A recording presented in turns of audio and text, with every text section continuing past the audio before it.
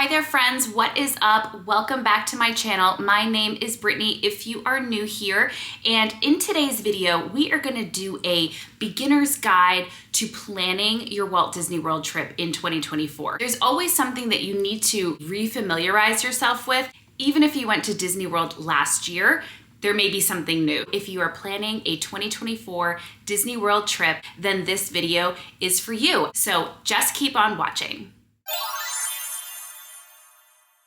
Maybe you've been to Disney World, but it was a couple of years ago, and the thing with Disney World is that there's always something new. The first thing that I recommend you doing when you are thinking about your 2024 Disney trip is to think about what time of year do you want to go to Disney World. And that sounds super simple. It is not always warm and sunny in Disney World, which I think a lot of people that don't live in Florida kind of always assume that it's beautiful and sunny in Florida all year round. And it's just not. In January, it may be cold. You may be wearing hats and gloves. You may be wearing a lot more layers than you would in July, when you honestly want to wear the least amount of clothes as possible because it is so incredibly hot. Think about, do you want to be going to the water parks at Disney World, which are Blizzard Beach and Typhoon Lagoon? Are those important to your family? Do you want to be going to your resort pool? In January,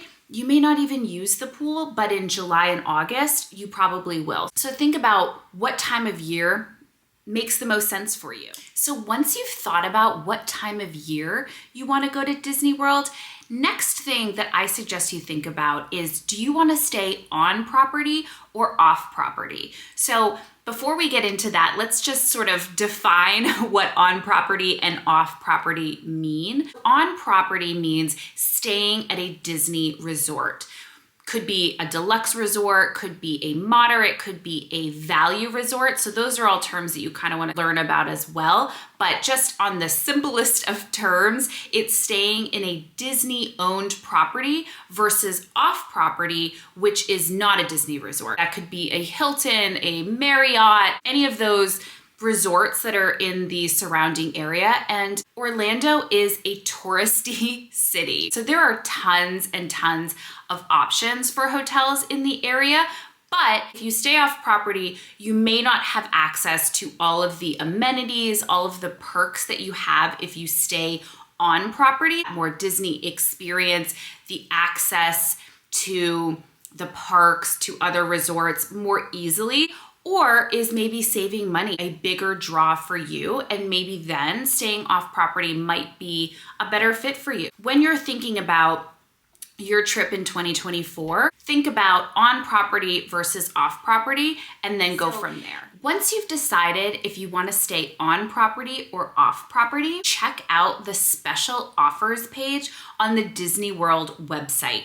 The prices for special deals or packages that Disney is offering are not always glaring and in your face. When you go to the Disney World website and you click on places to stay, that will come up with the Disney World rack rate for the hotel. It's not going to give you the special offers that Disney may be running at the time. Disney is always running special offers, especially if your dates are kind of flexible. Disney has special offers for certain times of the year when they think that it is going to be less busy, or maybe those sort of off-peak times. Disney Plus members, sometimes they have special offers for annual pass holders. Sometimes there are dining offers. That actually was an offer that we had when we went to Disney World this past Christmas. It was a Disney stay and park and dining package. Every day that you stayed at a certain resort, and we stayed at Pop Century,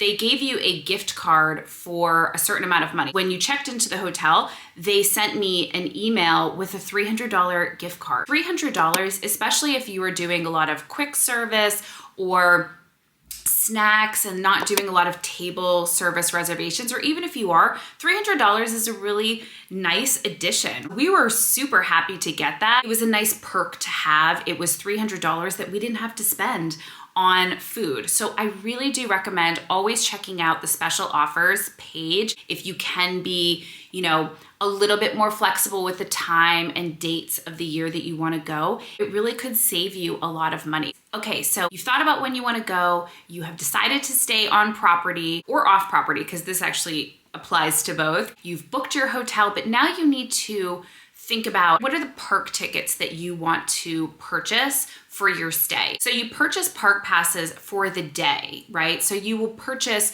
4-day park pass or a 3-day park pass or a 2-day park pass, whatever number of days that you are thinking that you want to spend in any of the Disney parks. There are 4 Disney theme parks. There are 2 water parks, and those are separate, but the 4 Disney theme parks are Animal Kingdom, Epcot, Magic Kingdom, and Hollywood Studios. So you just need to decide how many tickets, how many days of your stay you want to go. If you're going for a week, for example, do you want to go to a Disney theme park every day while you are there? Or do you want to take some rest days throughout your stay? Do you maybe want to go to a water park? That's something you just want to think about as you are planning your trip. The reason that I mentioned this as well, not only do you need to think about how many days you want to go to a theme park, but when you're there, do you want to park hop? Park hop means start at one park,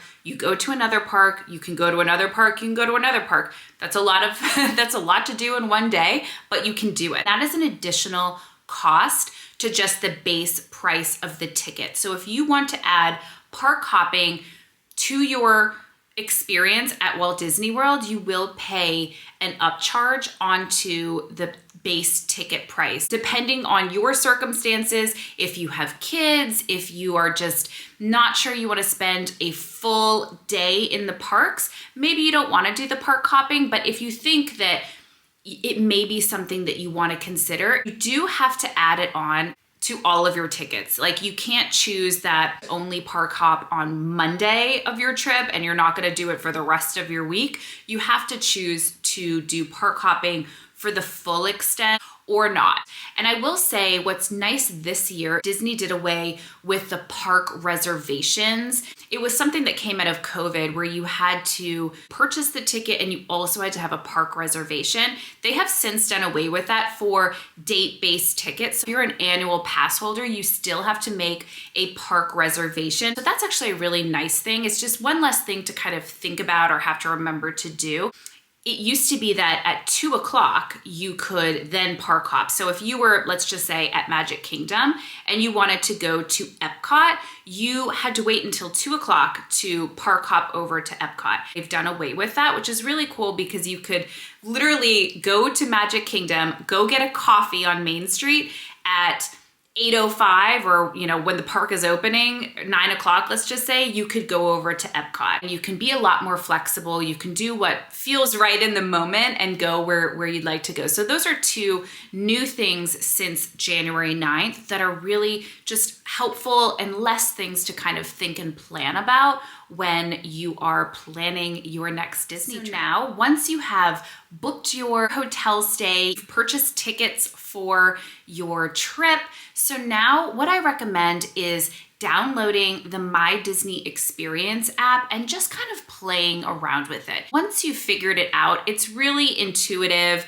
It's not that difficult, but if this is your first time or you haven't been to Disney World in a while, downloading the app way in advance of your trip and just sort of familiarizing yourself with it. And what's cool about the Disney Experience app is that you can log in from home. You don't have to be on property to see wait times or, a lot of the functionality that's in the app. Watch some YouTube videos like you're doing right now to really just try to understand it more, because there is a lot of lingo. Figure it out a little bit when you don't have the pressure. You don't want to be at Disney World on your first day, it is like 6:55 and you're trying to figure out the app, right? Just don't do that. Save yourself a little bit of a headache. Leave a comment down below. I am always happy to help. I am not a Disney expert. I am just a Disney goer like you, a Disney lover. And in the app, you can do all kinds of things. You can add reservations, make sure that everything is linked appropriately, add your credit card information, add your magic bands so that when you go, you're not scrambling last minute. So my next tip when you are planning your Disney vacation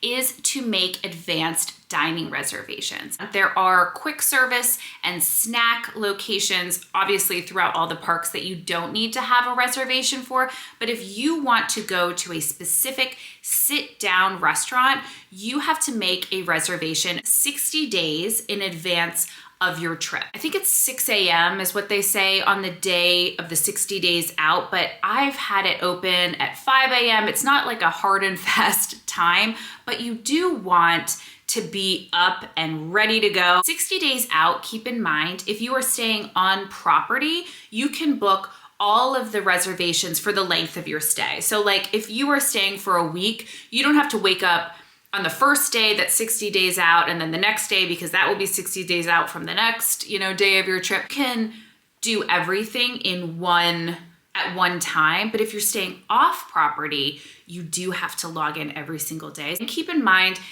things do sell out quickly or book out quickly. So you may not get the restaurant that you are hoping to get, but there are some third-party companies, apps, whatever, that do all of these great services. I'd love to do another video that dives into these a little bit more deeply, because there are so many services out there that will help make your Disney trip super easy. If money's no object, there is a service that will do whatever for you. So we could definitely talk more about these. Service called Mouse Watcher. There's a service called Mouse Dining. I used Mouse Watcher for our last trip. I'd never used them before, but we wanted to go to Space 220 at Epcot. It's a space themed restaurant and it was booked out every day that I was able to see. So it's a really, really popular restaurant. Don't be discouraged if you don't get a reservation 60 days out, 50 days out, 30 days out.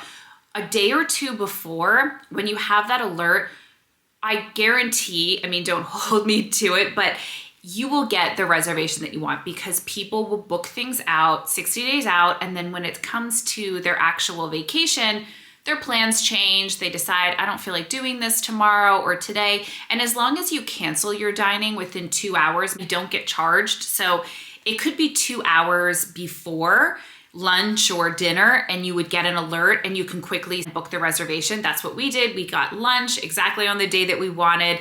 It cost $7. $7 was worth it to us and we got the reservation that we wanted. More often than not, you'll definitely get what you're looking for. So another thing that you need to familiarize yourself with, and this is kind of part of the My Disney Experience app familiarization that I talked about, is understanding the Genie Plus service. You don't purchase Genie Plus when you're booking your hotel, when you're buying, your park passes. You don't buy it then. You buy it on, if you want to, you buy it day of. You can purchase Genie Plus, which is a paid service through the My Disney Experience app. It's basically like the line skipping service. And that's not exactly true. You don't skip the line, but your line is much, much less than standing in what is called the standby lane. Genie Plus is something that you can purchase at midnight of the day that you are going to a park. So if you are going, let's just say it is Saturday night at midnight and you are going to Magic Kingdom on Sunday. You don't have to stay up until midnight. You can purchase this in the morning when you wake up. I will say that Genie Plus has sold out before. It's not that common. If it's like New Year's Day, you may want to purchase it at midnight, but otherwise you don't need to do that. I always wake up in the morning and I purchase Genie Plus. If that's something that you think you want to do, you want to skip or lower your wait times, it's an additional cost. For one person, for two people, for a family of four, it adds a lot to your price of your day. In the past, it used to be that it was one price for whatever park you're going to, as well as if you are doing a park hopper option. Now it's different. It's higher cost for the park hopper or for Magic Kingdom than it is for Animal Kingdom. And usually Animal Kingdom is cheaper. Usually the park hopper is the same price as Magic Kingdom or whatever, and it fluctuates every day. That is something to think about. It is that additional cost. It adds to the price of your ticket. I will say personally, we always buy Genie Plus because you've spent a lot of money to go to Disney World, and what is $27 per person? You kind of need to weigh, do you want to stand in line for 2 hours, or do you want to plan your day? The longest line that you stand in is like 20 minutes. I've never stood in a line, if I've bought Genie Plus, longer than 20 minutes. You spent a lot of money to go.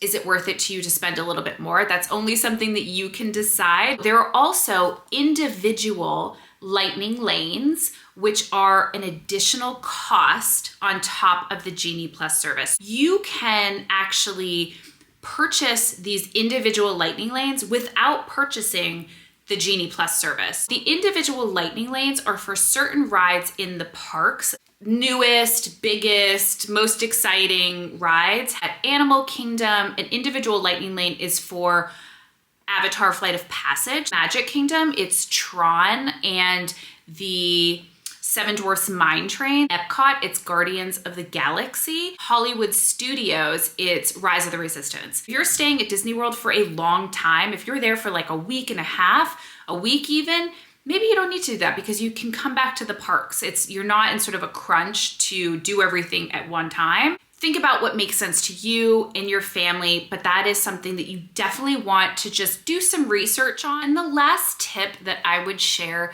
for beginners or really anybody who's going to Walt Disney World in 2024 is to manage your expectations. You are thinking you're gonna do everything, you're gonna go on every ride, you're gonna eat every snack, you're gonna eat at every restaurant. It's just not possible. Disney World is a massive, massive place. What are your must-haves? What are your must-dos? Prioritize doing those things, and then the other things are just the nice to have or nice to do. If you go into it thinking that you're gonna do everything, you may be disappointed when it doesn't happen, but that doesn't mean you're not gonna have the best, most magical, wonderful trip. If you don't do everything, then you'll do it on your next trip. You can have the best time at Disney World, and you will if you go into it having that open mind and just ready to experience all of the magic. So I hope this video was helpful for you if you are a beginner, you haven't been in a while, or you're just excited about your next trip and you want to just kind of